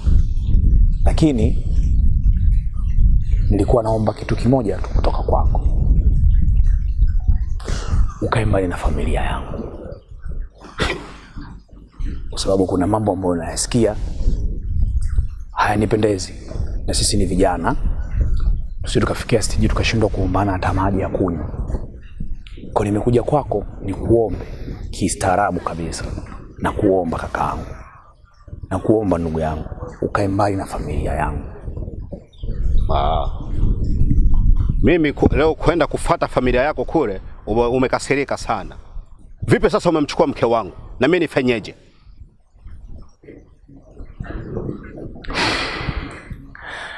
Choma, mimi sijakasirika. Lakini kwa kitendo ambacho kimetokea kwa mama yangu ndio kilichoniuma zaidi. Huenda kama mngesalimiana vizuri, mngecheka na nini, kwangu isingekuwa na shida. lakini kuna mambo mengine makubwa ambayo nayaona mbele yanaweza yakaja yakatokea. Waswahili wanakuambia tahadhari kabla ya hatari. Kwa mimi ninakutahadharisha tu kabla ya hatari ambazo zitakuja kutokea mbele. Hatujui kesho, tunajua leo, na hatujui hata masaa mawili baadaye yatatokea nini. Kwa hiyo nimekuja hapa kwa busara kabisa. Sitaki shida kaka. Nimeishi hapa kijijini vizuri, naishi na wananchi wa kijijini vizuri. Na mimi pia ni mfanyabiashara. So nikianza kuleta utofauti kwako, kuna baadhi ya watu wako watashindwa kuja kwenye biashara yangu na mimi maisha yanaweza sio mazuri kwa upande wangu. Kwa mimi nilikuwa ninakuomba. Najua yule ni mkeo, ulikuwa mume wake. Historia sio sasa. Nimemuoa, ni mke wangu halali na tuna vyeti vya ndoa. Kwa mimi ninachokuomba, ukae mbali na yeye, ukae mbali na familia yangu. Basi, mimi sasa kujua uko mlishije. Kwa sababu nilishasikia alikuwa ameolewa. Na wewe kama mwanaume hauwezi kukaa muda mrefu mbali na mkeo. Ni kitu ambacho hakiwezekani. Kwa hiyo hauna kumlaumu kwenye hili. Sawa. Nimekuelewa vizuri sana jinsi unavyoongea. Lakini tambua kabisa ule uliokuwa naye kweli mke wangu. Yaani hicho kitu inabidi ukijue. Mimi kuja kule nazungumuza kutetea haki yangu. Wewe umeoa mke wangu. Ina maana wewe tabia zako ni kustiri wake za watu, si ndio? Na kama unastiri wake za watu, hapo mbegusa pabaya. Lazima mimi nipambanie mke wangu tu kwa sababu yeye ndiye ninayempenda.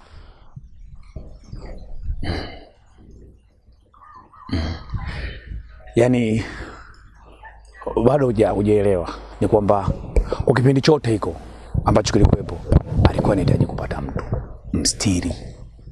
Kwa mimi nilijaribu kumstiri yule aliyekuwa mke wako. Sio aliyekuwa mke wangu wewe. Unaongea vitu gani wewe? Mshamba nini wewe? Sio aliyekuwa mke wangu. Yule ni mke wangu.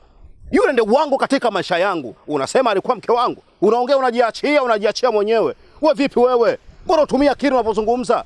Unazungumza vitu gani wewe? Kukaa na mke wa mtu unajiona mjanja kabisa unajiachia. Yule mtoto mimi namjua yule. Unafurahi naye kuwa naye, si ndio? Yule mtoto namjua mtundu yule. Mtundu sana akiwa ndani. Ndio maana unafurahi unajiachia. Unakuja kwangu mimi unajiamini. Unajiamini kwetu wewe.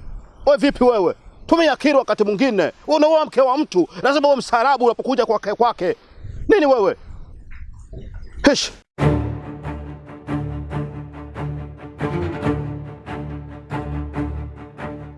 Niko kuna nasikia kelele, kuna kitu gani?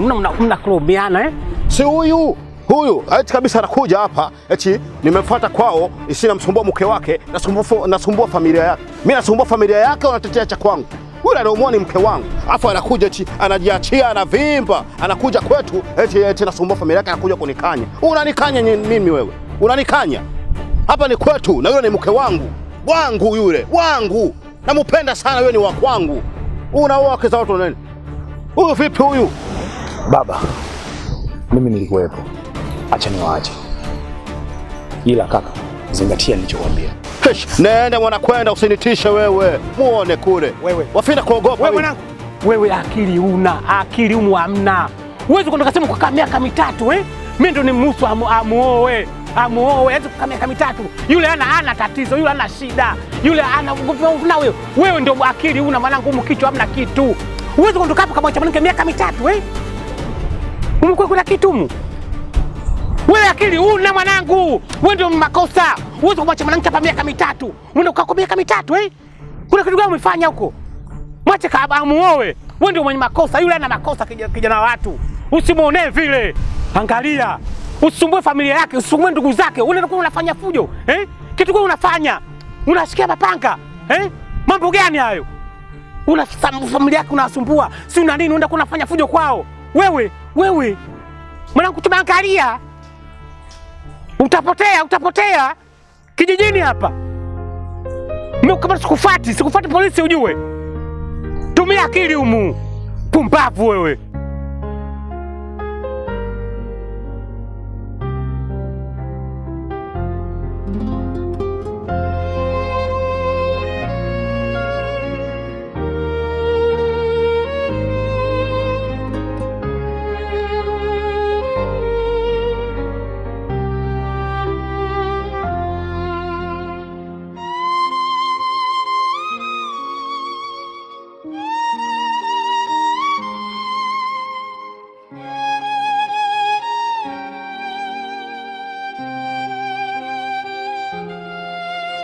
basi shusha hasira. Huyu yeye mwenye ndio mwenye makosa Uweze kutoka kwa mtu kwa inakuja kwa mke wangu hiyo. Miaka 3. Yaani anakosea sheria, anakosea sana. Ndio hivyo, lakini mwanao subiri hapo, hasira zenu zikiisha wote mjadili. Umwambie kabisa kaya aelewe, mwisho waache wenzie na maisha yao. Kwa sababu sio haki kabisa. Atafute tu mwanamke mwingine, kwani wanawake wameisha? Mbona wanawake hapo kibao wanawake kibao wenye adabu zao. Chukue oe. Sawa mke wangu, nimekuelewa. Hata tufanye hivyo.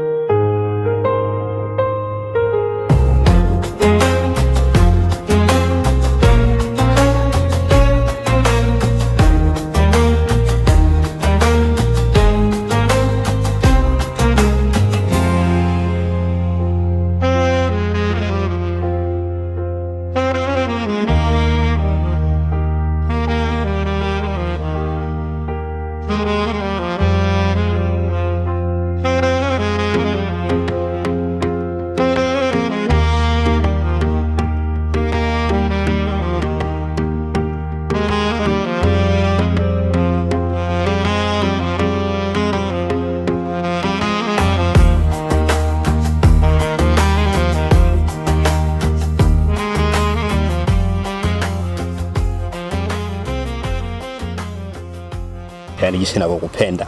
Yani ndio jinsi ulivyojabadilika kabisa mpenzi wangu. Yani mke wangu mpaka naona aibu. Naona aibu. Waje unaona aibu. Nikukumbatia usijali jamani. Nimekomea siku nyingi. Yani wewe unajua katika maisha yangu, yani ni mifumo yote umeiteka akili yangu. Yani jinsi ninavyokupenda. Eti jamani, twende tu.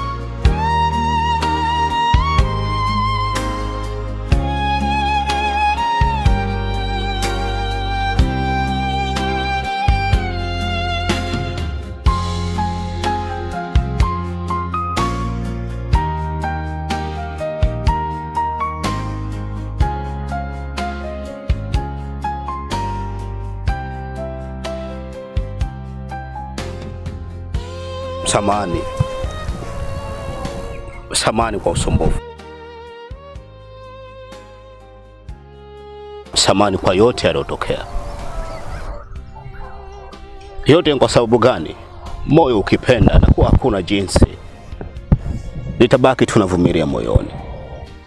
Ila sababu kubwa kukuleta hapa ni umuti. Unajua, umuti siwezi kusahau katika maisha yangu. Huu ni mti ambao una historia kwangu, kwa sababu umesababisha mimi nikujue siku ya kwanza. Umesababisha mimi nifahamu mwili wako jinsi ulivyo, na umesababisha wewe unijue jinsi gani mwili wangu ulivyo. Ndio maana siwezi kusahau. Ila wakati mwingine unatakiwa na uvumilivu.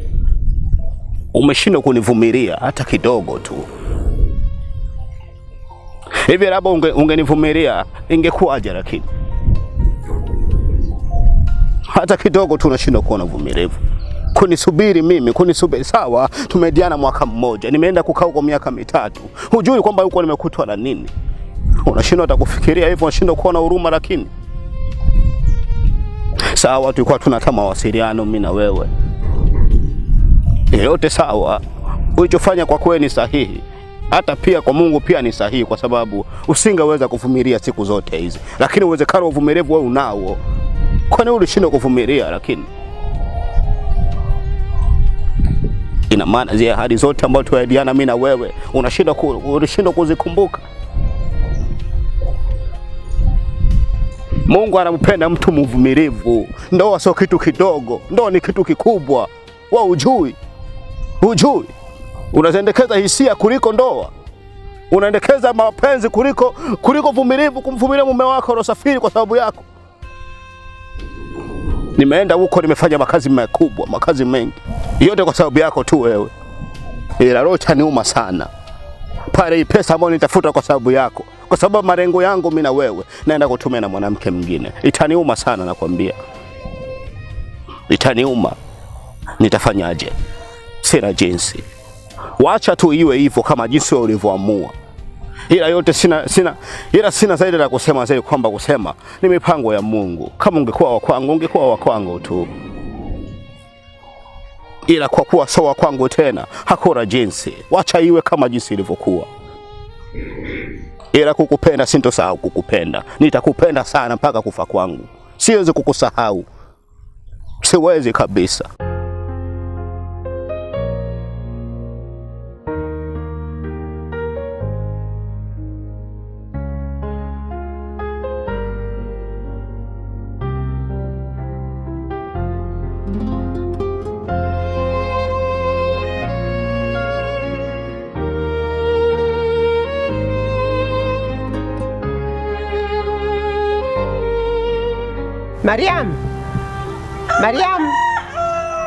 Mariam!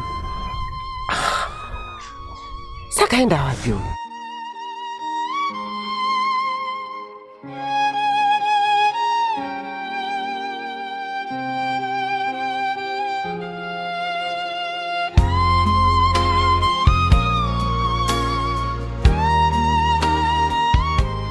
We Mariam! Sakaenda wapi?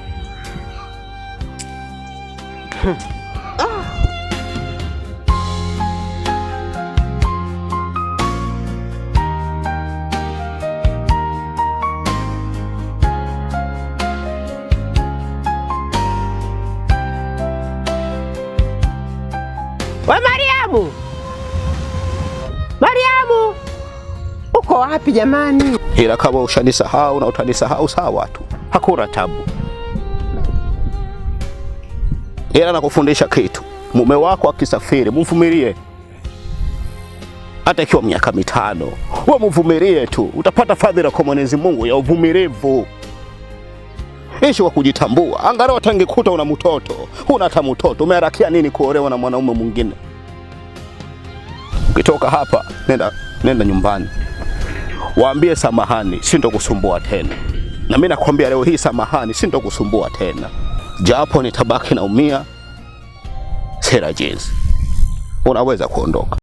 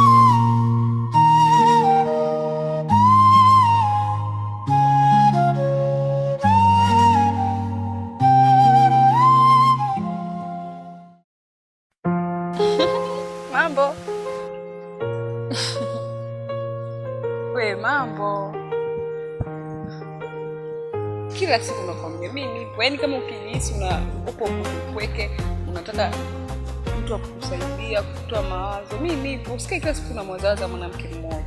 Wewe Maria mwana nini? Eti wewe kwamba usikie au subiri kufurahisha. Umefurahi eh? Subiri sasa kuonyesha kingine. Yaani leo nataka nikuonyeshe jinsi gani namaanisha. Sawa? Jamani, umefurahi? Yaani eti kumbe kweli unamaanisha? Eh. Basi hata mimi nilikuwa nafikiria siku nyingi. Kweli? Hii jamani. Yaani kweli basi inuka kidogo basi kushike vizuri. Niinuke. Haya. Geukia huko sasa. Mjinga wewe. Wafina kutaka mimi wewe. Muone kule. Leta ushobo, leta shobo. Wewe malaya sana wewe. Muhuni wewe. Leta pumbavu mimi wewe. Hivi unanichua vizuri wewe? Yaani kuniona huku unanichukua mimi mwepesi. Mimi nakwambia hivi ukweli nakwambia. Mimi zipu yangu haipo wazi kama jinsi unavyoniona wewe. Nimevumilia mengi huko nilipokuwa. Hivi kama ningekuwa uko na wanawake, ningemlilia mimi Mariamu wewe. Ningemlilia Mariamu. Unaletea majaribu katika majaribu wewe. Yaani kumbe ni kamaraya. Unaleta shobo hapa. Unakuja ati nakuona, ati nakufikiria. Ni unanifikiria mimi, unanijua mimi wewe. Unaleta uhuni katika uhuni wewe. Mjinga wewe. Mimi sio muhuni kama jinsi unavyoniona wewe. Nitazame tu. Eti unakuja. Eti wewe mimi namaanisha. Unamaanisha kwangu wewe. Unamaanisha kwangu wewe. Mjinga wewe. Nakuja kukuua mimi. Ushenzi wewe. Wewe kufa. Unataka unipiga mimi wewe? Unataka unipige? Wewe unataka unipige mimi wewe? Unataka unipige? Mimi unipige wewe? Hivyo unanijua vizuri wewe. Unataka unipige? Nitakuja kukupasua wewe mjinga wewe. Kumbe ni kahuni kabisa. Hebu unataka unipige kwa sababu nimekukatalia. Mimi na shida na wewe. Na shida na nimekwambia na shida na wewe. Sikutaki. Usinichukulie poa kabisa mimi. Pumbavu wewe. Watata baba kijinga hapa wewe. Mshenzi wewe. Hadi kabisa unataka unipiga kwa umekasirika mimi kukunyima. Nimekunyima mjinga wewe. Na sikupi ng'o. Na katika nyumba hii naondoka. Maraya mkubwa wewe, mshenzi. Sikupi ng'o, sikupi. Kaoneka kichwa kake. Mshenzi wewe. Unakuja, mimi nakutaka wewe unafikiri? Nakutaka wewe. Unajibebisha. Wafina kutaka mimi wewe. Tena nasema katika nyumba yenu hii mpake wenyewe. Muoke akija baba mwambie nimeondoka na umwambie nimekupiga. Mjinga wewe. Na kama nikiendelea kukaa hapa nitakuja kukuua. Kwa sababu gani? Wewe ni maraya. Na siku zote mimi nitakunyima. Kwa kukunyima pale utanichokonoa sana, nitapata hasira kubwa. Nitakuja kukupasua. Nitakuja kukua kabisa. Kwa bora niondoke, niwaachie nyumba yenu hii. Kwa sababu gani? Sina faida hapa. Nitakuja kuleta matatizo, nitaua watu wa watu. Na nitaanza na wewe kwa sababu wewe una matatizo ya hisia. Mjinga wewe. Wewe ulivyozaliwa wewe, itakuwa siku ya kwanza ulivyozaliwa tu walikufanya vibaya. Mpumbavu wewe. Ubaki wenyewe hapa. Unaleta nini? Umalaya mkubwa wewe. Kume malaya sana wewe.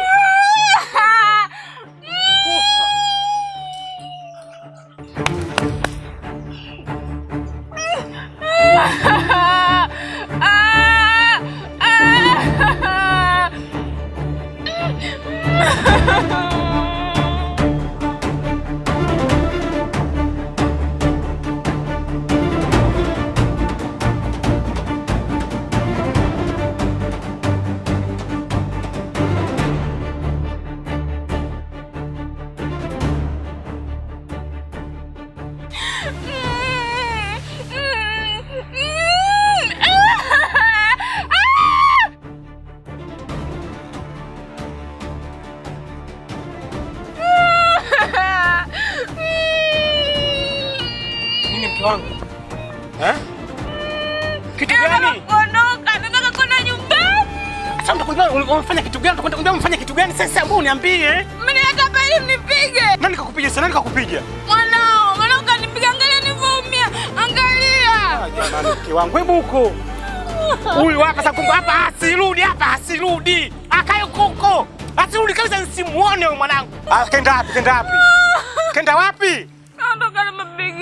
aondoke. Kama kaondoka na mabegi yake sasa, hayo mabegi yake ndio yatakuwa nyumba, ndio yatakuwa sebule, hayo wataalamu kwenye begi lake. Hapa asirudi nyumba ionekane kitu cha polisi. Hapa asirudi kwenda aende huko na begi hilo, ndio nyumba yake ya kulala huko kama ndege.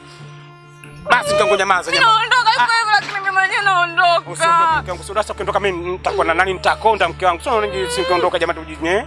Usiondoke mkango, nyamaza, yataisha mkango, huyu kashaondoka. Ama nitataka kupiga tena mwingine.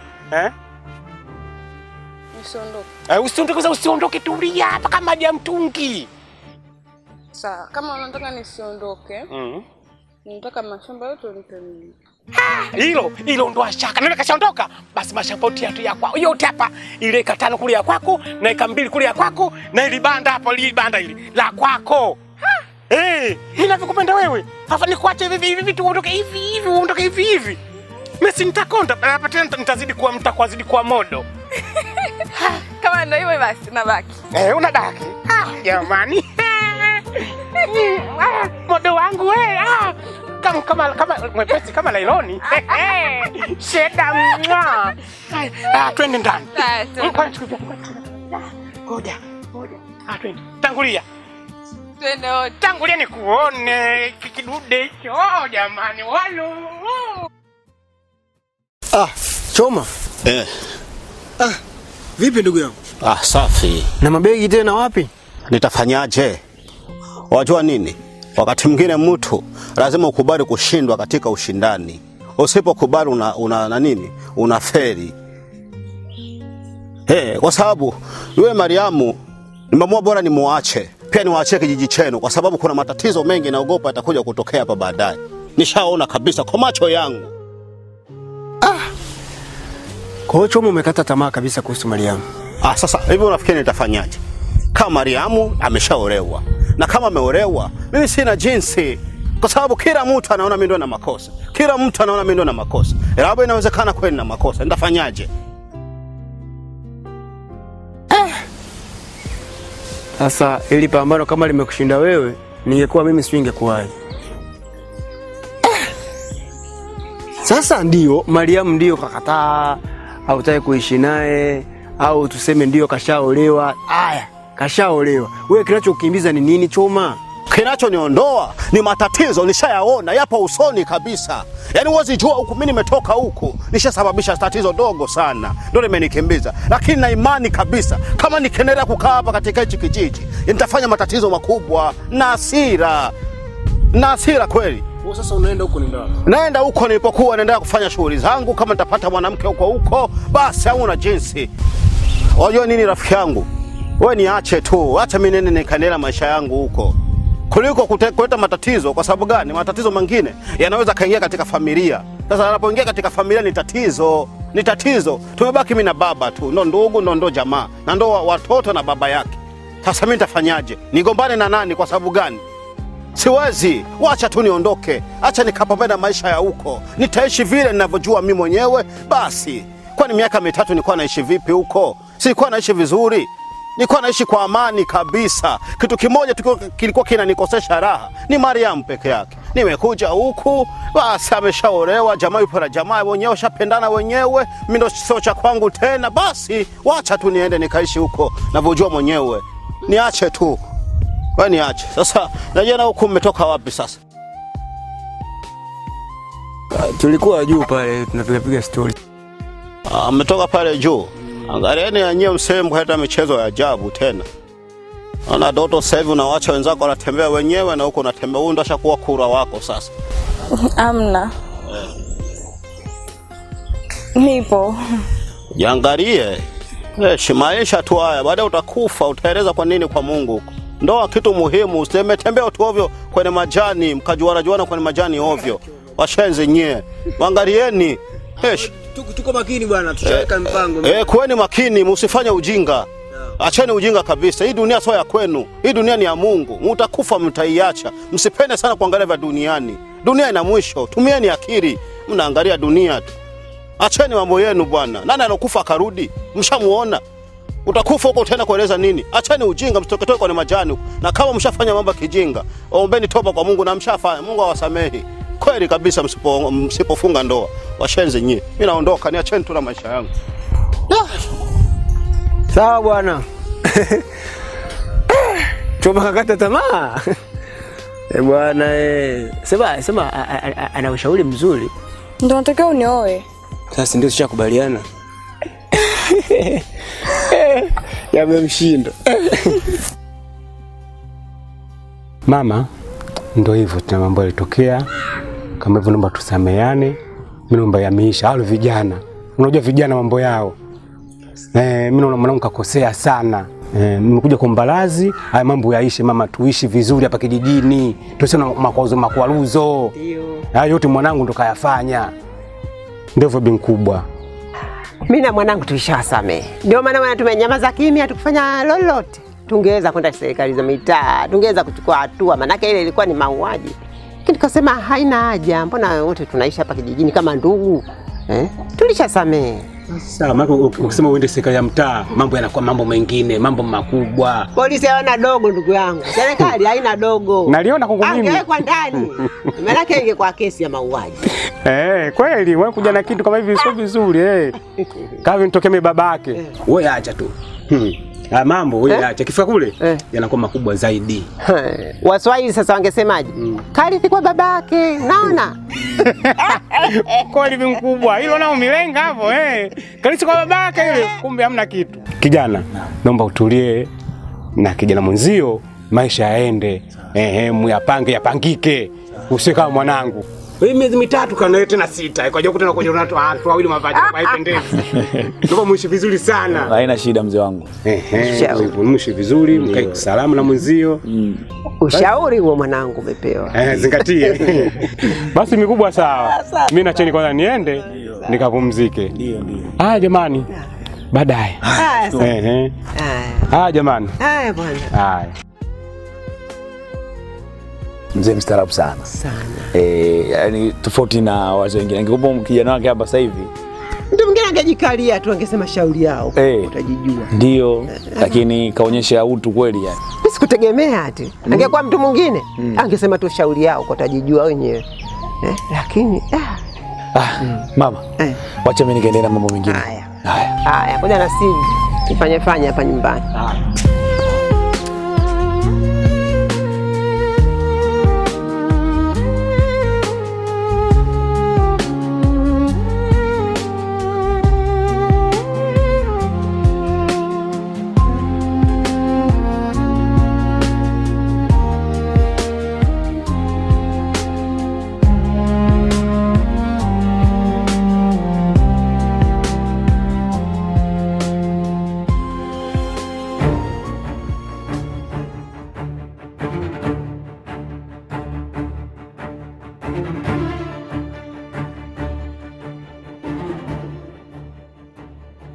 Mimi sitaki matatizo na wewe kabisa. Sitaki. Tuachane salama, tuachane wazima. Sitaki bwana.